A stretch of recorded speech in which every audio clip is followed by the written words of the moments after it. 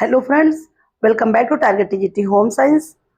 चलिए फिर हम आज अपनी क्लास डिस्कशन करें। देखिए बेटा, ऐसा है, इसमें मेरी तबीयत थोड़ा ज़्यादा ख़राब थी, थोड़ा प्रॉब्लम थी, इसलिए क्लास आप लोगों की नहीं हो पा रही थी।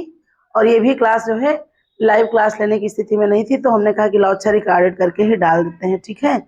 फिर जो है फिर लाइव क्लास जो है 1-2 दिन में स्टार्ट होंगी आप लोगों की, ठीक है। तो चलिए हम फिर जो है स्टार्ट करते हैं अपना ये साप्ताहिक प्रहार। इसका जो है हेल्थ साइंस का मैराथन क्लास है, और जो कुछ टॉपिक छूट गए थे वो भी यहाँ पर हमने ऐड कर लिए शुरुआत में ही। इसके बाद नीचे सारे इम्पोर्टेंट टॉपिक्स जो है ये बनी हुई है क्लास, जो कि आप लोगों के लिए बहुत ही महत्वपूर्ण है। और देखिए इस समय क्या है कि स्थिति थोड़ा अच्छी भी नहीं है, मना स्थिति भी नहीं अच्छी है। आज तो थोड़ा फिर भी ठीक है। देखिए इस तरह तरह के मुद्दे चल रहे हैं इस समय, तो इन सब में वैसे उलझना नहीं है इन सब में, लेकिन ये है कभी कभी दुख होता है कि एक शिक्षक होकर भी मतलब सब लोगों को बस एक सिर्फ यही होड़ मची है कि सिर्फ हमारा कोर्स कोर्स मुद्दे की जो बात है उस पर कोई नहीं आ रहा है। शिक्षकों के साथ जो जो है व्यवहार हो रहा है, अनेक प्रकार की समस्याएं हो रही हैं ना, सब लोग देख रहे हैं तरह तरह, कहीं ना कहीं धरना, कहीं कुछ कहीं कुछ, तो इन सब में भी मन व्यथित हो जाता है, ठीक है। तो ये सारी चीजें हैं। देखिए मतलब इतना ज्यादा कि कुछ कह ही नहीं सकते कि क्या क्या चीजें हो रही हैं और क्या आगे होने वाली हैं। ये तो चलिए तब भी जो है स्थिति ऐसी आती है, मन स्थिति खराब होती है, लेकिन फिर से देखिए मेरा कोई उद्देश्य ये कि ये तो है नहीं भाई कि तुरंत बैच ला करके तुरंत अपना कोर्स बेचना है, तो होड़ लगी है क्योंकि हम भी इंसान है भाई, रोबोट नहीं है। ऐसी स्थितियां आती हैं, तो मैं एक शिक्षक हूँ और शिक्षक के प्रति हमारा सम्मान है, तो जो है उस वजह से थोड़ा सा मन व्यथित था कि देखिए ऐसा सम्मान जो है अपमान, ये सारी चीजें हैं, है ना। तो इसलिए थोड़ा सा मन अजीब है कि क्या ही चाहती है सरकार। तो फिर भी जो है फिर सोचा कि इस मुद्दे में क्या ही पढ़ना, बड़े बड़े दिग्गज लोग सब लोग पढ़े ही हैं, अभी मेरी कोई जो है मेरा मतलब कोई भी स्थान नहीं है। तो ये सारी चीज, लेकिन फिर भी क्योंकि भाई जो है मशीन तो है नहीं, तो मन में जो है भावनाएं आती हैं कि देखिए इस तरह का खिलवाड़ हो रहा है, समस्त छात्रों के साथ हो रहा है, कहीं कुछ पता आता नहीं है कि और मेन मुद्दे का कहीं कोई बात ही नहीं हो रही थी। आज थोड़ा बहुत उठा भी है, कोई मेन मुद्दा नहीं हो रहा है, बस सिर्फ जो है राजनीति। तो चलिए तब भी जो है जैसा भी है, अब जो भी स्थितियां, लेकिन कुल मिलाकर ये विकल्प और कोई नहीं है। अंत से मैं अंततः वापस आना कहाँ होगा हमको, अपनी पढ़ाई पर ही, ठीक है। बाकी कभी कभी लगता है कि सब व्यर्थ ही है, कुछ हो नहीं पाएगा सही से, ये समस्याएं आ जाती हैं मन में तो मन बहुत ज्यादा व्यथित है हमारा इस समय। असल बात तो यही है कि मतलब बिल्कुल मेरा पढ़ाने का मन ही नहीं करता है, कि हम देख रहे हैं कि मतलब सबको, मतलब किसी कोई फर्क ही नहीं पड़ता है। ये बहुत बड़ी बात है, कोई फर्क ही नहीं पड़ रहा। और हमको तो इतना ज्यादा टेंशन हो गई थी कि मतलब ये रवैया, इस तरह की चीजें हैं, तो ये थोड़ा तकलीफ देह है। लेकिन अब क्या ही कह सकते हैं जब किसी कोई फर्क नहीं पड़ रहा है, ये चीजें हैं। चलिए धीरे धीरे कितनी भी मुसीबतें आए, कितनी भी परेशानियां आए, धीरे धीरे क्या होता है जख्म भर जाते हैं, यही सारी चीजें हैं।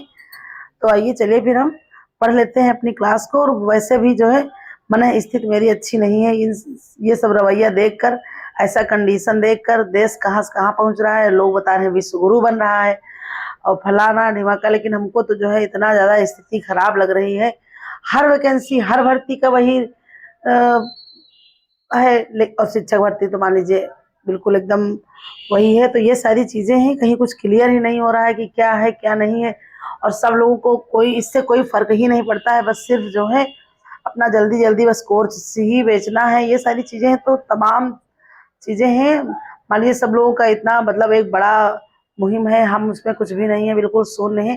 फिर भी एक शिक्षक होने के नाते तमाम उन शिक्षकों को भाई हमारा नमन है, जिन लोगों ने जो है ये सब मुद्दे उठाए हैं, है ना। तो चलिए ठीक है फिर आइए, हमने अपने मन की बात बता दी आप लोगों को। तबीयत भी अस्वस्थ थी, उसके अलावा मेरा मन ही नहीं कर रहा था कि थोड़ा सा मामला शांत हो जाए। भाई ठीक है, जहाँ जो पढ़ रहा है अच्छे से पढ़ता रहिए, सब लोगों को तो भाई कोर्स बेचना है, सारी चीजें करनी है, अट्रैक्ट करना है, मेरा ऐसा कुछ वो नहीं है। तो इसीलिए हमने कहा कि थोड़ा सा रुक ही जाते हैं, तब पढ़ाई करते हैं। तो एक तरह से समझ लीजिए कि शांत रहकर भी जो है एक ये साथ देना ही हुआ, बाकी और कुछ नहीं। आइए पढ़ते हैं हम। पहला है प्रश्न, भारत में शिशु मृत्यु दर यानी कि IMMR 2023 में कितनी है? तो 28 प्रति हजार जीवित जन्म, यानी कि प्रति जो है 1000 जन्म पर कितने? 28 की मृत्यु। ठीक है, जीवित जन्म 28 लोगों, 28 बच्चों की मृत्यु। ठीक है, भारत में शिशु मृत्यु दर कितनी है? प्रति हजार पर 28 बच्चों की, ये याद रखिएगा। 2023 की ये है। फिर अगला है, विष के कितने मुख्य प्रकार होते हैं? तो 3 प्रकार होते हैं, वनस्पति विष, खनिज विष और जैविक विष। ठीक है, ये आपके विष के मुख्य 3 प्रकार हैं। आगे विष से जो है इंपॉर्टेंट प्रश्न आपको नीचे देखने को मिलेंगे। फिर अगला है, फास्फोरस विषाक्तता में सबसे पहले कौन सा अंग प्रभावित होता है? देखिए यहाँ पर आपका करेक्ट जो है, यहाँ पर क्या हो जाएगा आंसर आपका? तो ये हो जाएगा यकृत। ठीक है, फास्फोरस विषाक्तता में सबसे पहले क्या प्रभावित होता है? तो आपका यकृत प्रभावित होता है। फिर देखिए अगला प्रश्न, तो अगला प्रश्न हमारा है, एमएमआर का पूरा रूप क्या है? क्या प्रश्न है? एमएमआर का पूरा रूप यानी कि फुल फॉर्म में। तो मात मृत्यु अनुपात, यही रेशियो होता है। और इस तरह से यहाँ पर देख लीजिए, मैटरनम मोरालिटी और रेशियो। ठीक है, ये आपका हो जाएगा एमएमआर का फुल फॉर्म। अगला है, भारत में वर्तमान लिंगानुपात कितना है? तो देखिए लिंगानुपात की यहाँ पर बात हो रही है। तो प्रति 1000 पुरुष पर कितनी? 943 महिलाएं। ठीक है, प्रति 1000 पुरुष पर 943 महिलाएं। ये क्या है?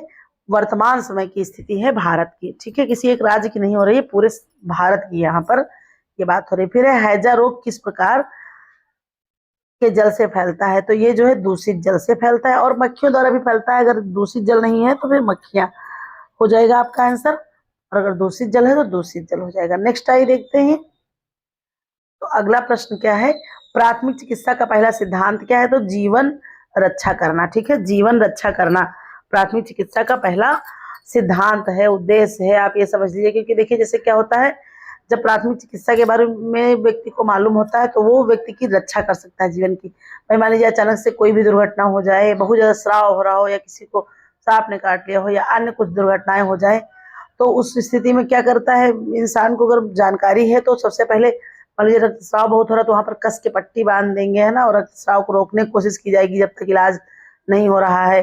विष जो है जहाँ पर सर्पदंश हो गया है वहां पर जैसे लगातार उसको पानी से धोते रहना है और कस के ऊपर पट्टी बांधनी, ताकि विष पूरे शरीर में ना फैलने पाए। तो इससे क्या हो जाएगा? उसकी जीवन की रक्षा होगी। भाई इलाज तो बाद में होगा, मान लीजिए आपने नहीं किया है और उसकी चिकित्सा भी देर में हो रही है तो विष तो पूरे शरीर में फैल जाएगा, बाद में चाहे जितनी अच्छी चिकित्सा होगी व्यक्ति का जीवन नहीं बचेगा। तो इसलिए जीवन की रक्षा सर्वप्रथम इसका सिद्धांत हो जाएगा।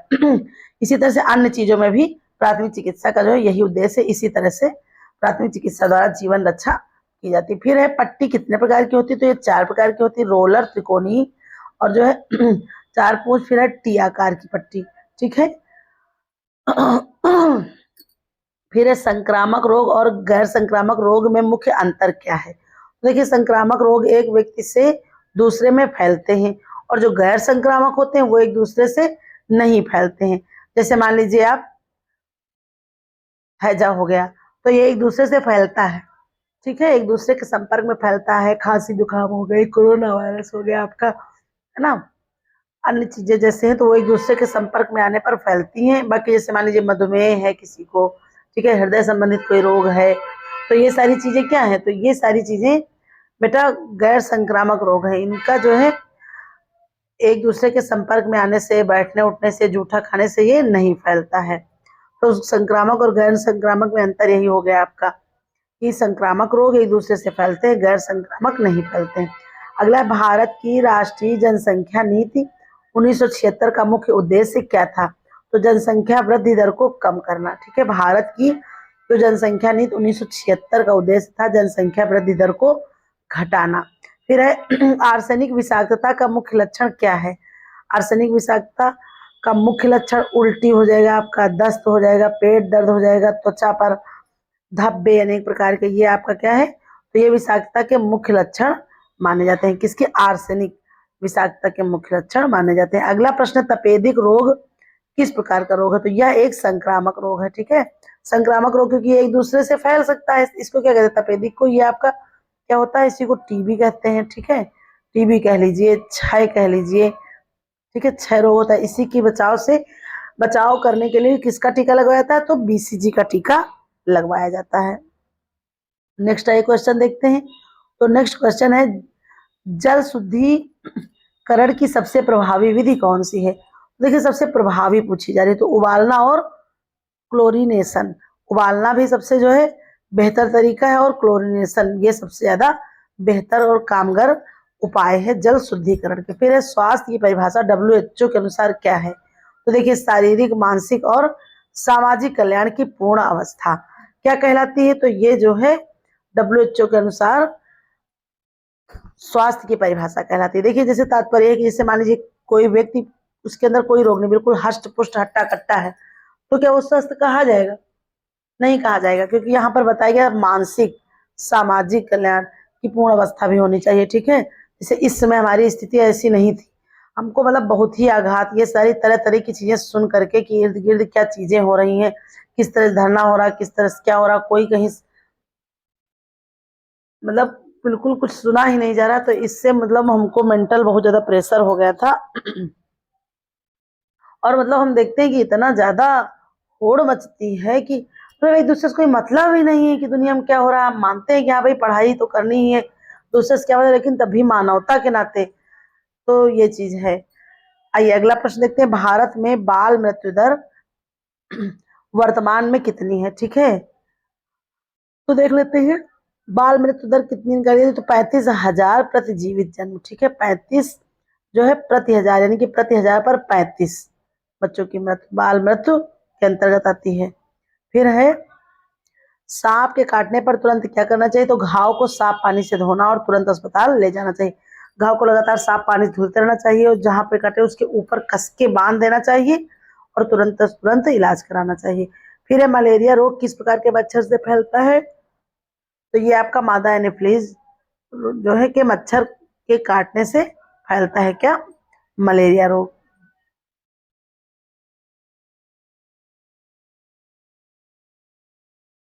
नेक्स्ट क्वेश्चन है, पीने के पानी में फ्लोराइड की अधिकता कौन सा रोग होता है? पीने के पानी में फ्लोराइड की अधिकता से कौन सा रोग होता है? तो फ्लोरोसिस ये देखने को मिलता है, और ये दांतों से संबंधित रोग है। जब फ्लोराइड की अधिकता पानी में हो जाती है तो फ्लोरोसिस रोग देखने को मिलता है। देखिए, बहुत सामान्य से प्रश्न है, बहुत ज्यादा बढ़ा चढ़ाकर हो हल्ला मचाकर बताने की आदत नहीं, सामान्य से प्रश्न है, आपके TGT लेवल के प्रश्न है। और बाकी अगर आप आसपास की चीजें सुनेंगे, समझ कर पढ़ेंगे, तो सिलेबस तो लगभग वही रहता है ना। आइए फिर है, गृह परिचारिका का मुख्य कर्तव्य क्या है? तो रोगी की देखभाल, स्वच्छता बनाए रखना, दवा देना, ये गृह परिचारिका का उद्देश्य है। जो कुशल गृहिणी होगी, जिसको गृह विज्ञान का सारा नॉलेज होगा और उसने जो हर चीज पढ़ी होगी, तो ये सब कार्य वो आसानी से कर सकती है। फिर अगला है, रोगी के कमरे में जो तापमान कितना होना चाहिए उसके कमरे का, रोगी के कमरे का? तो 18 से 20 डिग्री सेल्सियस कमरे का तापमान होना चाहिए। फिर अगला है, धतूरे के विष में कौन सा एल्कलाइड पाया जाता है? तो ये आपका हो जाएगा स्कोपोलामाइन। ठीक है, स्कोपोलामाइन एट्रोपिन, ये जो है धतूरे के विष में एल्कलाइड पाया जाता है।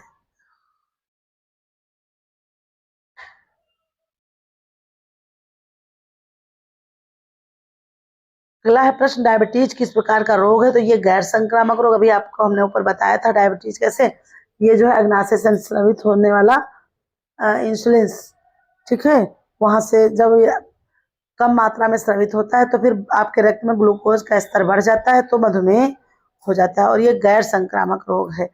और ये जो है एक तरह से कह सकते हैं अनुवांशिक रोग तो होता है, वैसे बहुत ज्यादा नहीं, लेकिन अनुवांशिक रोग भी हो सकता है।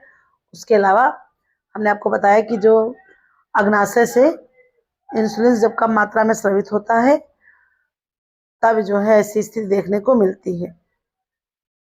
फिर है, कालरा का मुख्य क्या कारण है? तो विब्रियो कॉलरी बैक्टीरिया। ठीक है, विब्रियो कॉलरी बैक्टीरिया मतलब तात्पर्य यहाँ पर यह है कि सबसे पहले जान लीजिए कालरा किससे फैलने वाला बैक्टीरिया, यानी कि जीवाणु। ठीक है, जीवाणु से फैलने वाला रोग है, ये चीज जान लीजिए। और इसका मुख्य कारण या इसका कह लीजिए आप जीवी क्या है, तो ये विब्रियो कॉलरी नामक बैक्टीरिया से फैलता है। और ये भी आपका क्या है, ये भी आपका संक्रामक रोग के अंतर्गत आ जाएगा। कौन से रोग के अंतर्गत? तो संक्रामक रोग के अंतर्गत आपका क्या आएगा, हैजा भी आएगा, कालरा भी आएगा, ठीक है। ये सब संक्रामक रोग के अंतर्गत होने वाले रोग हैं। फिर भारत में मातृ मृत्यु दर MMR वर्तमान में कितनी है, तो 103 प्रति लाख जीवित जन्म। सबसे पहली बात देखिए, यहाँ से दो चीजें निकल कर आ रही कि हर चीज का आंकड़ा जो है 1000 पर लगाया जाता है, लिंगानुपात हो गया यानी चीजें, और जो है शिशु मृत्यु दर। लेकिन जब मातृ मृत्यु की दर की बात आती है तो ये जो है कितने पर, तो 1 लाख पर निकाला जाता है, ठीक है। तो 1 लाख, 103 जो है मातृ मृत्यु दर है 1 लाख पर, ठीक है। या ऐसे कर लीजिए 1 लाख पर जो है 103 मृत्यु हो रही है, ठीक है। अगला है जल प्रदूषण के मुख्य कारण क्या है, तो औद्योगिक अपशिष्ट, सीवेज, कृषि रसायन, ये सारे क्या है, जल प्रदूषण के मुख्य कारण है। औद्योगिक अपशिष्ट जो होता है, सीवेज होता है, कृषि रसायन से फैलने वाले भी, इन सबसे जल जो है मुख्य रूप से प्रदूषित होता है। और ये बहुत बड़ा जो है आजकल का खतरा बना हुआ है, बहुत ज्यादा संकट है। फिर है प्राथमिक चिकित्सा बॉक्स में कौन सी दवाई होनी चाहिए, तो antiseptic, pain killer, bandage, carton, पट्टी वगैरह, ये सारी चीजें प्राथमिक चिकित्सा बॉक्स में होनी चाहिए। और ये जो है प्रत्येक विद्यालय में भी होनी चाहिए, बस में भी होना चाहिए, है ना। सार्वजनिक स्थल पर भी वैसे इसकी व्यवस्था होनी चाहिए। ये सारी चीजें हैं। तो प्राथमिक चिकित्सा में जो बॉक्स है उसमें ऐसी चीजें होनी चाहिए, एंटीसेप्टिक, है ना, पेन किलर होना चाहिए, बैंडेड, कार्टन, ये सारी चीजें। फिर है भारत की जनसंख्या वृद्धि दर वर्तमान में कितनी है, तो 1.0 प्रतिवर्ष, ठीक है। दर कितनी है, तो 1.0% प्रतिवर्ष दर के हिसाब से भारत की जनसंख्या बढ़ रही है। फिर आइए अगला प्रश्न देखते हैं। कार्बन मोनोऑक्साइड विषाक्तता में सबसे पहले कौन सा लक्षण दिखता है, तो जो कार्बन मोनोऑक्साइड विषाक्तता है, अगर ऐसी इससे विषाक्तता हो रही है आपकी, ठीक है, तो ये क्या लक्षण दिखाएगी, तो सिर दर्द और चक्कर आना, ठीक है। व्यक्ति को सिर दर्द होगा और चक्कर सा महसूस होगा। अगला ये प्रश्न देखते हैं, टाइफाइड रोग किस बैक्टीरिया से होता है, तो देखिए टाइफाइड रोग साल्मोना टाइफी, ठीक है, नामक बैक्टीरिया से होता है और जीवाणु से फैलने वाला रोग है। फिर है रोगी के बिस्तर की चादर कितनी बार बदलनी चाहिए, दैनिक या आवश्यकता अनुसार, यानी कि प्रतिदिन बदलनी चाहिए। अब ये नहीं कि दिन में एक बार है, लेकिन अगर रोगी भी है तो अगर बिस्तर पर ही पानी गिर गया है या मान लीजिए मलमूत्र त्याग ऐसी कोई स्थिति है, तब भी आप बदलेंगे, फिर चाहे दिन में 2 बार, 3 बार, 4 बार करना पड़े, ठीक है। वैसे तो दैनिक बदलनी चाहिए नॉर्मली। फिर है पोटेशियम परमैंगनेट का घरेलू उपाय क्या है, तो घाव की सफाई और कीटाणु शोधन। तो यानी कि आप सबसे पहले ध्यान लीजिए कि पोटेशियम परमैंगनेट का घरेलू उपाय है, ये घाव की सफाई में प्रयोग करते हैं और कीटाणु शोधन के लिए भी इसका प्रयोग किया जाता है, यानी कि कीटाणुओं को मारने के लिए। संक्रामक जो है पदार्थ के रूप में भी इसका प्रयोग करते हैं। फिर है हेपेटाइटिस बी किस प्रकार से फैलता है, हेपेटाइटिस बी की बात हो रही है संक्रमित रक्त और शारीरिक द्रवों से, ठीक है। संक्रमित रक्त द्वारा, या मान लीजिए जैसे कि कोई व्यक्ति संक्रमित है, उसका रक्त उसको अगले को चढ़ा देने से, या फिर उसमें वही सुई का प्रयोग कर लिया गया है दोबारा, या फिर शारीरिक द्रव जो अन्य चीजें होती हैं उनसे हेपेटाइटिस बी प्रकार फैलता है। फिर भारत में सबसे अधिक IMR किस राज्य में है, तो ये आपका मध्य प्रदेश में है। क्या है, तो मध्य प्रदेश में सबसे अधिक IMR। फिर है अगला प्रश्न, देखते हैं भाई अगला प्रश्न क्या है, जल में घुलित ऑक्सीजन की कमी से क्या होता है, तो जलीय जीवों की मृत्यु, ठीक है। जल में घुलित ऑक्सीजन की कमी, अगर जल में जो ऑक्सीजन होती है, भाई जल का फार्मूला हमारा क्या है, तो जल का फार्मूला हमारा है, एक मिनट, H2O। तो जब H2O जल का फार्मूला है, तब इसमें जो घुलित ऑक्सीजन है जल की, तो हाइड्रोजन के 2 और ऑक्सीजन का 1 अणु, तो यहाँ पर अगर इसकी कमी हो रही है तो वहां पर जलीय जीव जो है उनको सांस लेने में दिक्कत आएगी और उनकी मृत्यु हो सकती है। फिर त्रिकोणीय पट्टी का मुख्य उपयोग क्या है, तो हाथ को सहारा देने के लिए त्रिकोणीय पट्टी का प्रयोग किया जाता है, ठीक है। झोली पट्टी, है ना, इन सब में जो है त्रिकोणीय पट्टी का प्रयोग करते हैं। फिर भारत की राष्ट्रीय स्वास्थ्य नीति कब बनाई गई, तो भारत की राष्ट्रीय स्वास्थ्य नीति 1983 को बनाई गई।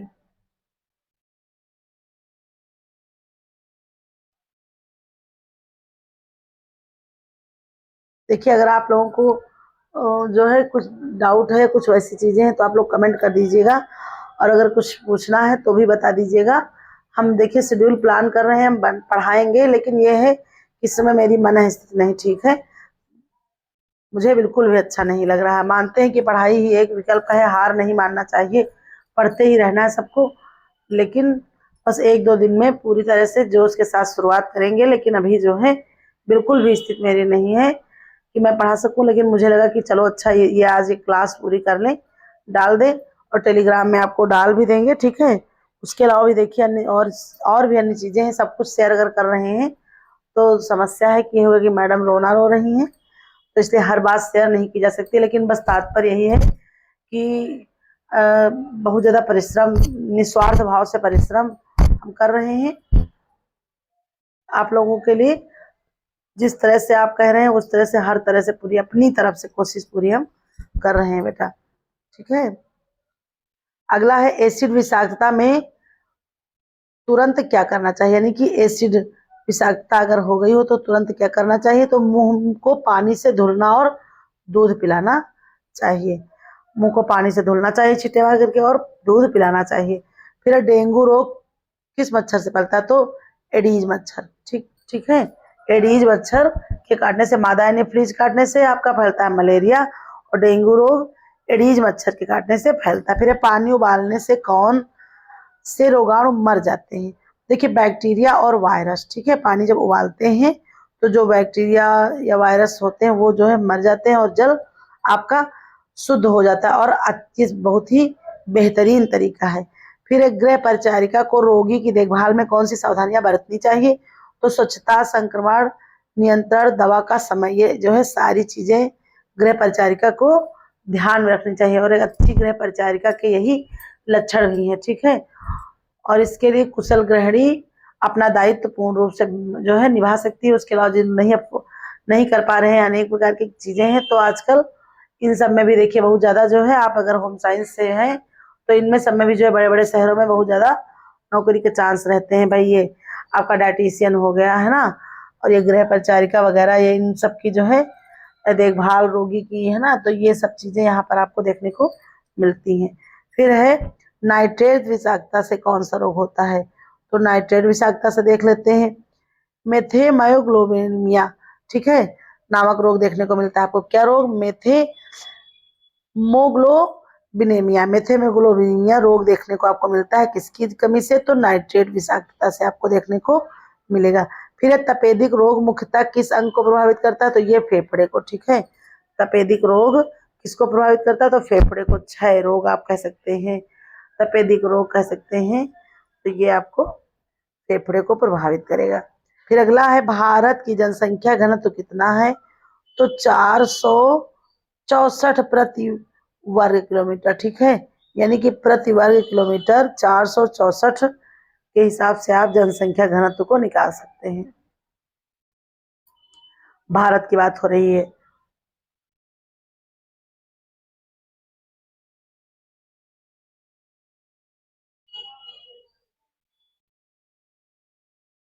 आइए अगला प्रश्न देखते हैं।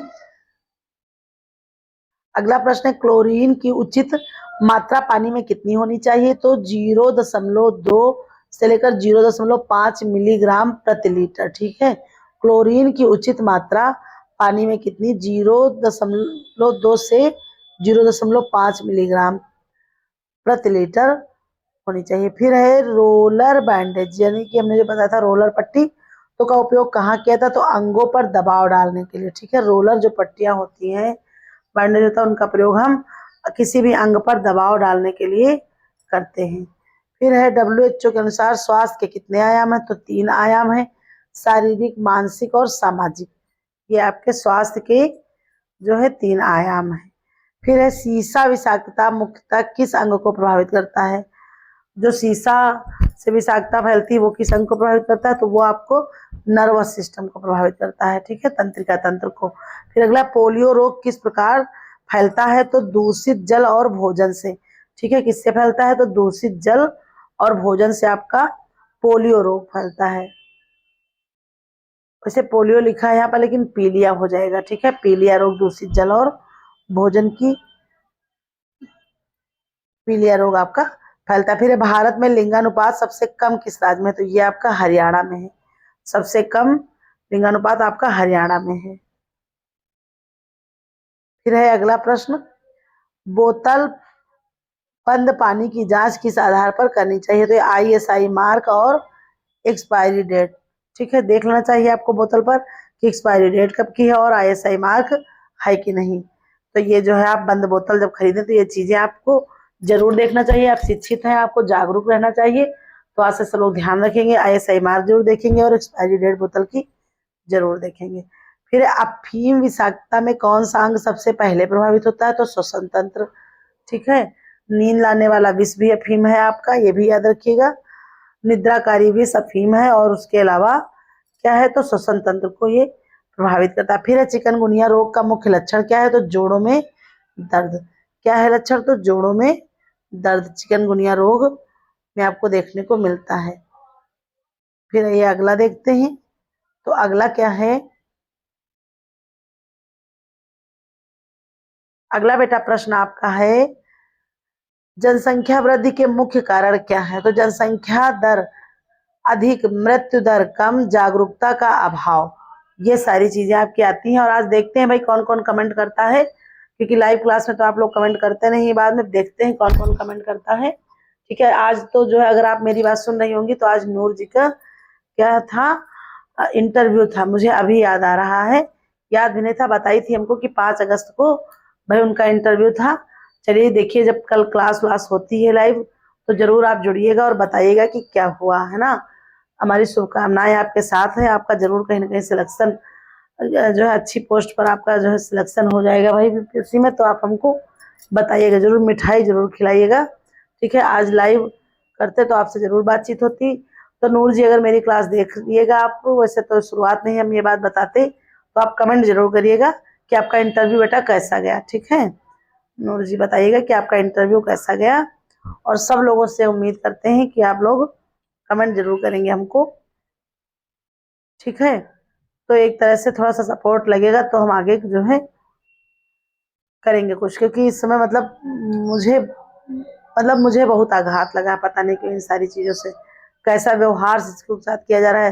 वैसे हम कल कहीं मंदिर जाते हैं या कहीं बाहर निकलते हैं, देखते हैं कि तरह तरह के मंत्री इन लोग सब, मतलब कितना अच्छा, जब है सत्ता में तब भी हट गए हैं, रिटायर हो गए, 5 साल बीत गए, हट गए, तब भी उनको इतनी फैसिलिटी, इतनी व्यवस्थाएं, इतना सब कुछ, और जो है आम लोगों के लिए और अन्य सब लोगों के लिए कोई वही नहीं है, मतलब हम लोग इंसान ही नहीं है, भेड़ बकरी हो गए, ये सारी चीजें हैं। इतना ज्यादा मतलब झकझोर कर मुझको रख दिया, पता नहीं क्यों, मतलब मेरा ये अनुभव है, मुझको बहुत ज्यादा तकलीफ हुई। आगे भी चलता रहा है भाई, तक इससे भी बुरा बर्ताव रवैया हुआ है, ऐसा नहीं कि आज पहली बार हुआ है, लेकिन बस शेयर ये कर रहे हैं इस बार आपसे।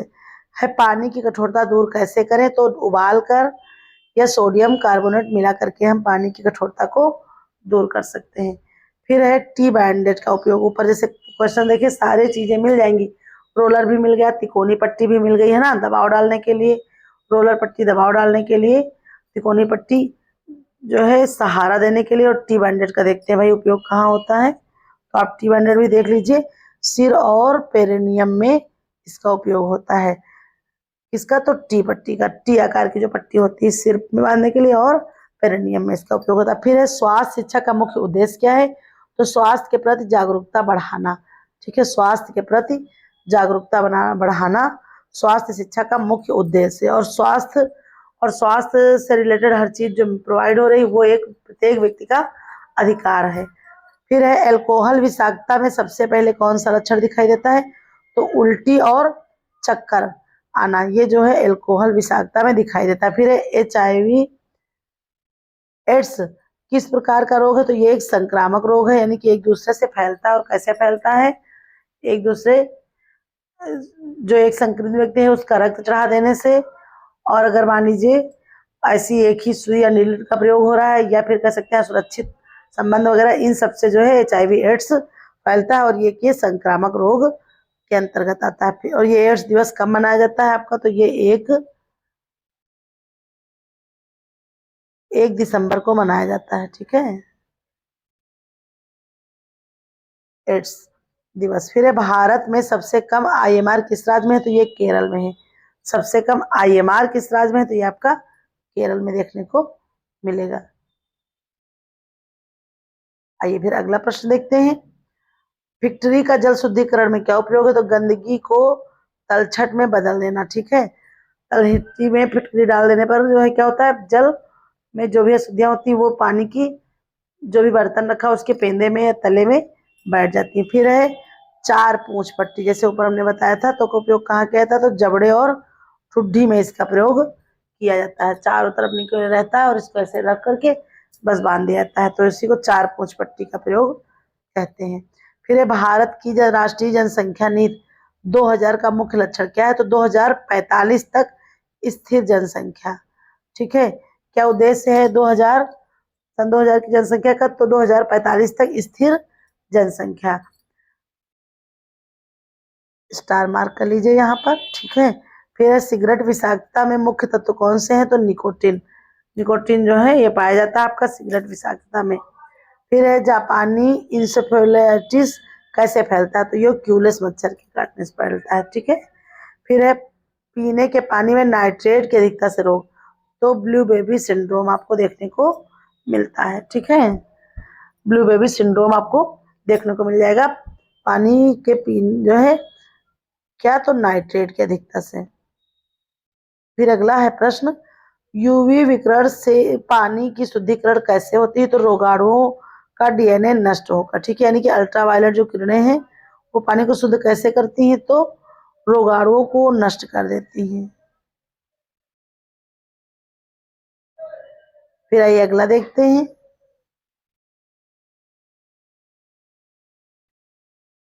तो अगला है रोगी के बिस्तर की ऊंचाई कितनी होनी चाहिए, तो 60 से 65 सेंटीमीटर। रोगी के बिस्तर की ऊंचाई 60 से 65 सेंटीमीटर होनी चाहिए, इससे ज्यादा भी नहीं होनी चाहिए और इससे कम भी नहीं होनी चाहिए, औसत लगभग। फिर है स्वास्थ्य को प्रभावित करने वाले मुख्य कारक कौन से हैं, तो आनुवांशिक, पर्यावरणीय, जीवन शैली, स्वास्थ्य सेवाएं, ये सारी चीजें क्या करती हैं, तो ये स्वास्थ्य को प्रभावित करती हैं। फिर पारा विषाक्तता का मुख्य लक्षण क्या है, तो तंत्रिका संबंधी विकार। ठीक है, क्या है, तो तंत्रिका संबंधी विकार आपको देखने को मिलता है। फिर है खसरा रोग किस आयु में अधिक होता है, तो 1 से 5 वर्ष। ठीक है, 1 से 5 वर्ष की आयु में खसरा रोग अधिक ज्यादा जो है देखने को आपको मिलता है। फिर है भारत में जनसंख्या की वृद्धि, वार्षिक वृद्धि कितनी है, तो लगभग 1.2 करोड़। भारत में जनसंख्या की वार्षिक वृद्धि पूरे वर्ष में लगभग कितनी, तो 1.2 करोड़ तक की जनसंख्या बढ़ती है भारत की। फिर है अगला, ओजोन का जल शुद्धिकरण में क्या लाभ है, तो बैक्टीरिया और वायरस को नष्ट करना। ठीक है, क्या है, बैक्टीरिया और वायरस को नष्ट करना, ये ओजोन का जल शुद्धिकरण में लाभ।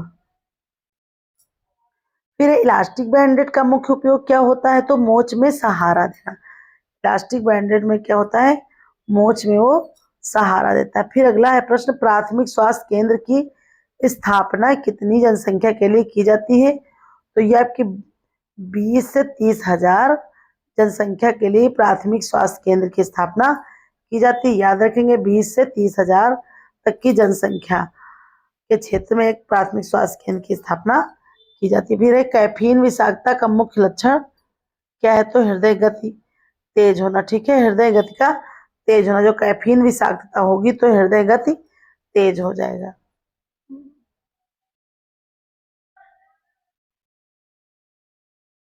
फिर अगला है पार्टुसिस यानी कि काली खांसी। पार्टुसिस यानी काली खांसी किस आयु में खतरनाक होती, तो 1 वर्ष से कम के बच्चों के लिए बहुत ही ज्यादा खतरनाक और जानलेवा बीमारी होती है।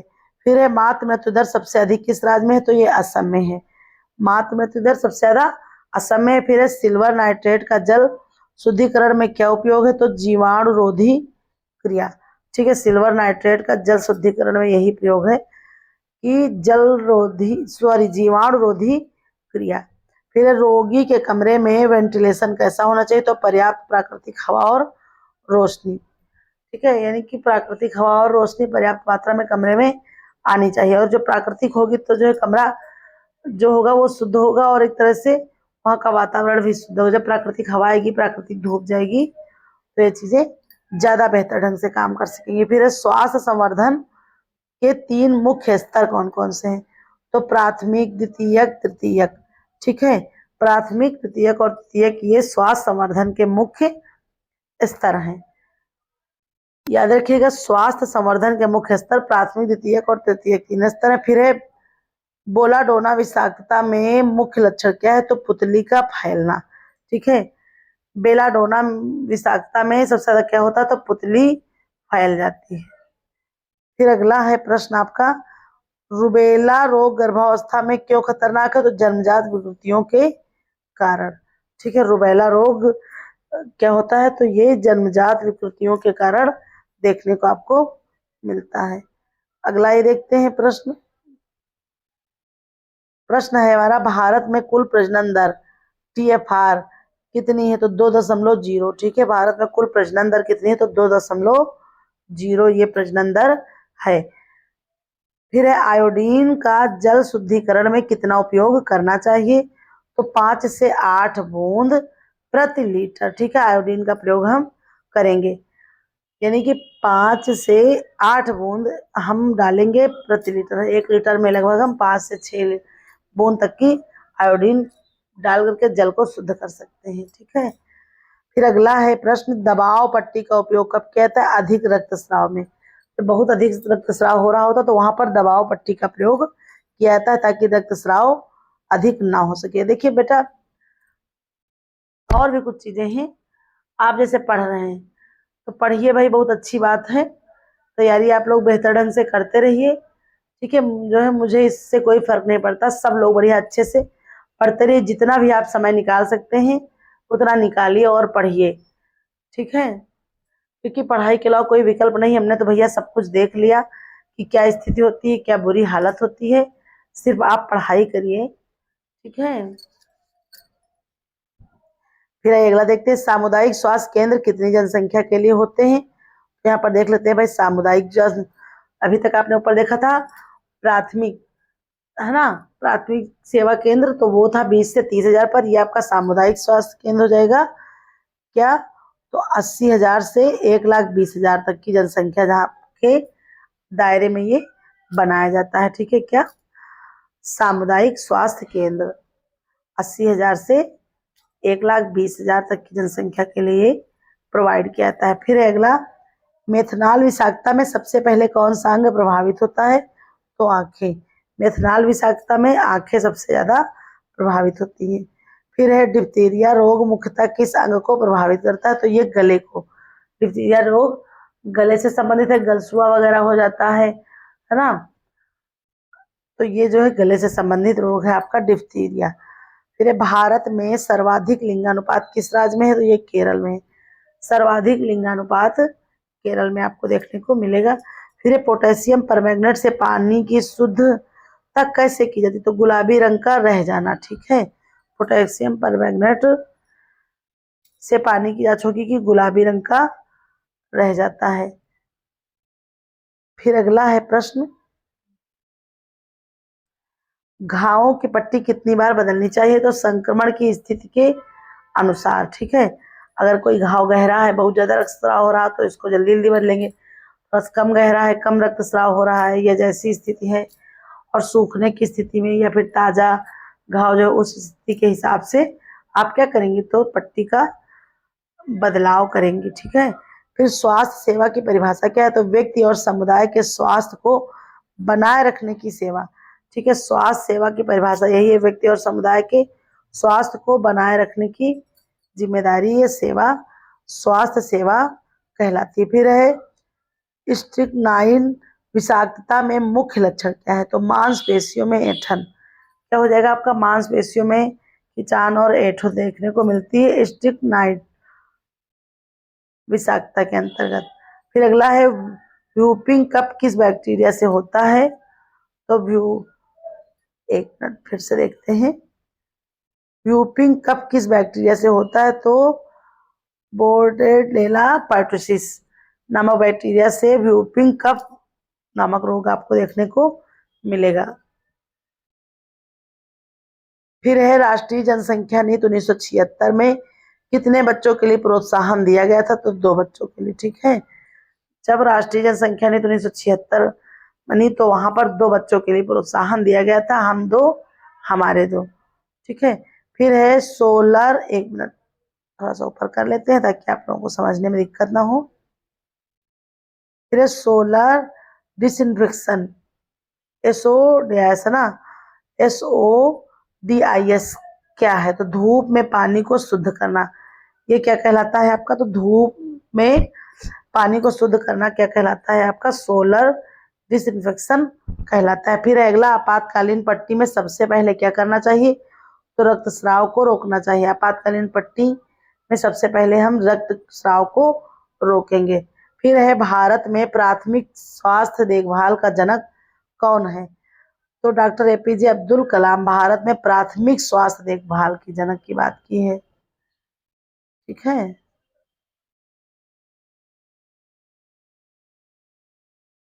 एक मिनट, हाँ। फिर अगला है साइनाइड विषाक्तता में मृत्यु कैसे होती है?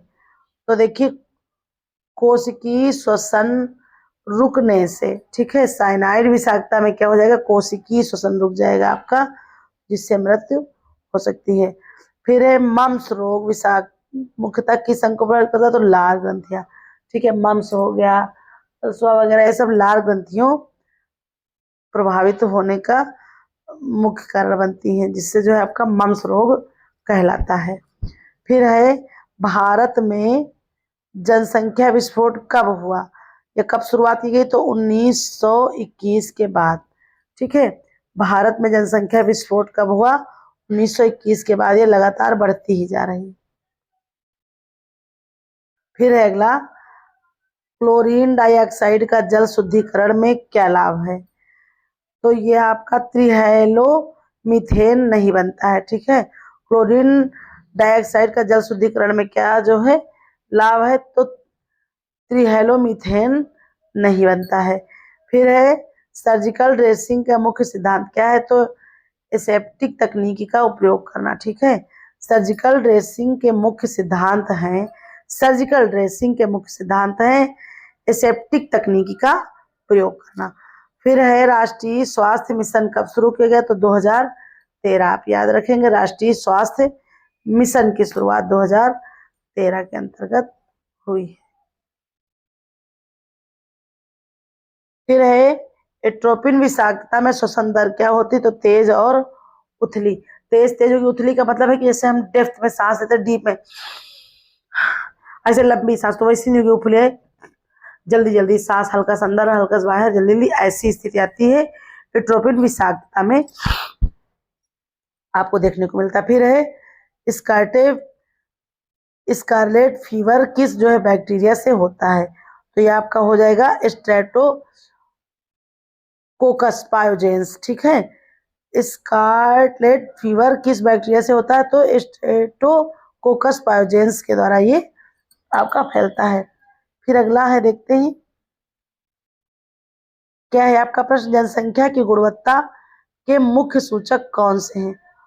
तो शिक्षा, स्वास्थ्य, जीवन स्तर। ठीक है, जनसंख्या की गुणवत्ता में जब शिक्षा होगा, जनसंख्या शिक्षित होगी और स्वास्थ्य के प्रति जागरूक होगी, जीवन स्तर उनका कैसा है, किस स्तर पर वो रह रहे हैं, तो ये सारी चीजें जनसंख्या की गुणवत्ता के मुख्य सूचकांक है। जब अच्छी चीजें होंगी तो व्यक्ति जागरूक स्वयं रहेगा।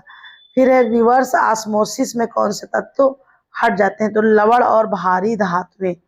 रिवर्स ऑस्मोसिस में लवण और भारी धातुएं जो है हट जाती हैं। फिर है संक्रमित घाव की पट्टी कैसे बदलें? तो स्टेराइल तकनीक से। ठीक है, स्टेराइल तकनीक से संक्रमित घाव की पट्टी को बदलेंगे। फिर है विश्व स्वास्थ्य दिवस कब मनाया था? तो 7 अप्रैल। ठीक है, 7 अप्रैल को विश्व स्वास्थ्य दिवस मनाया जाता है, उसी दिन से इसकी शुरुआत हुई थी। तो WHO की स्थापना कब हुई थी? तो 7 अप्रैल सन 1900 48, ठीक है।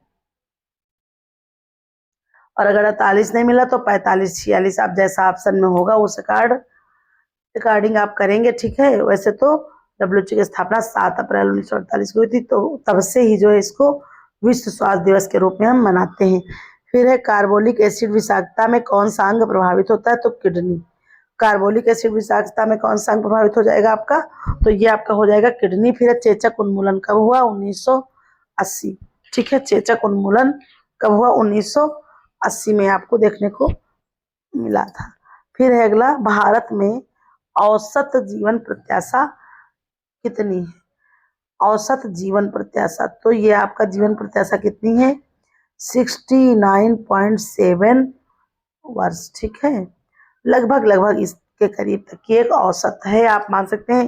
तात्पर्य जीवन प्रत्याशा का मतलब है कि लगभग एक, भाई कोई इससे कम कोई इससे ज्यादा जीता है, लेकिन लगभग इतनी आपकी रह गई है, 69.7 वर्ष।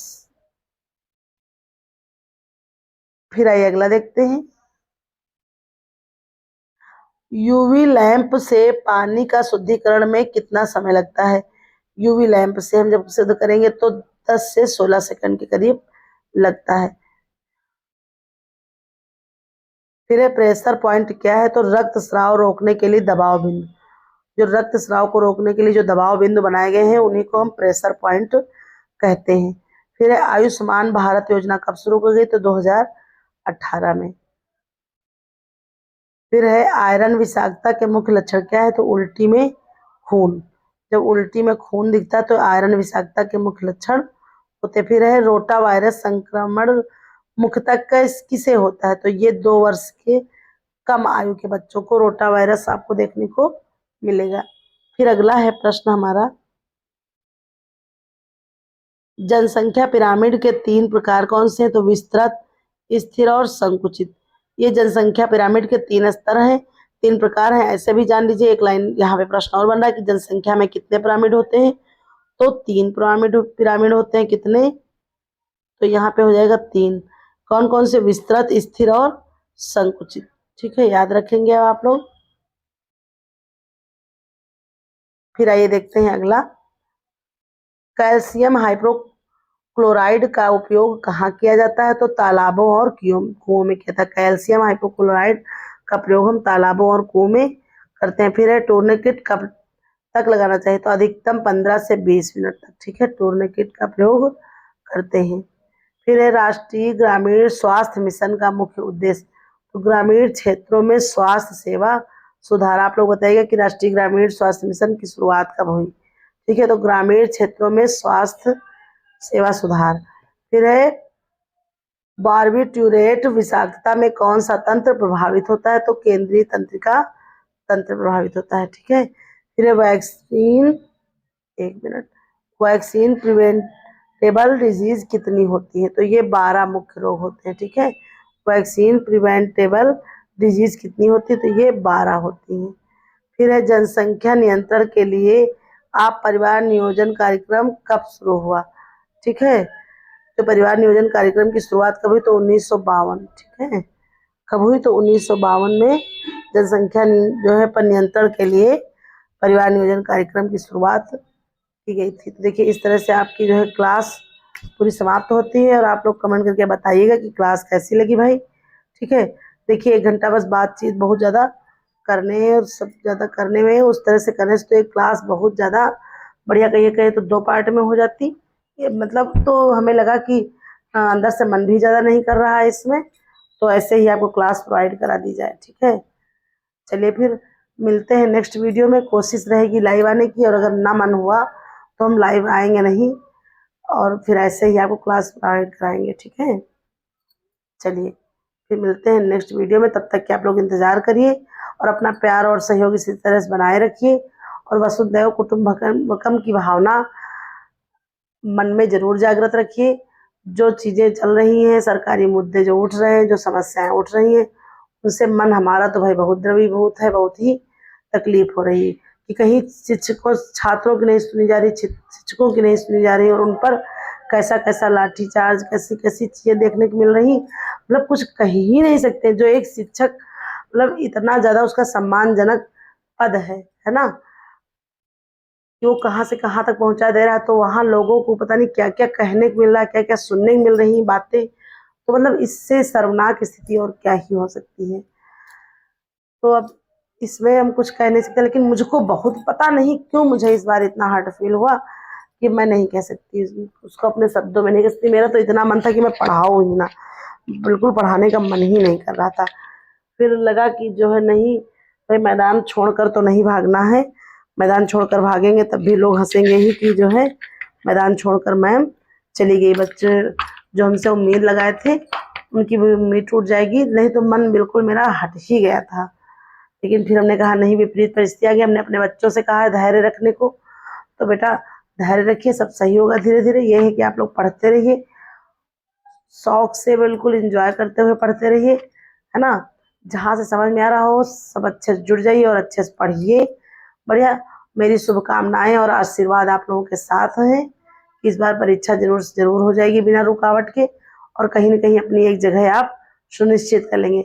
ये तो है कि जगह बहुत निकल रही हैं, और जो है सेवा योजन का रजिस्ट्रेशन भी करवा लीजिए। उससे रिलेटेड भी जो है तरह तरह की नौकरियां मिल रही हैं, आप वहां जा करके रजिस्ट्रेशन करा लीजिए। सेवा योजन का अनेक प्रकार की भर्तियां आपको देखने को मिल रही हैं बेटा। तो क्योंकि देखिए कहीं ना कहीं थोड़ा सक्सेस हो जाएंगे तो आपके अंदर मोटिवेशन होगा, आपके अंदर ऊर्जा का नया संचार होगा, आपका मनोबल बढ़ेगा और आप फिर और आगे करने की कोशिश करेंगी।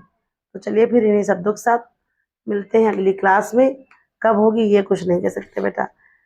बहुत बहुत धन्यवाद आप लोगों का।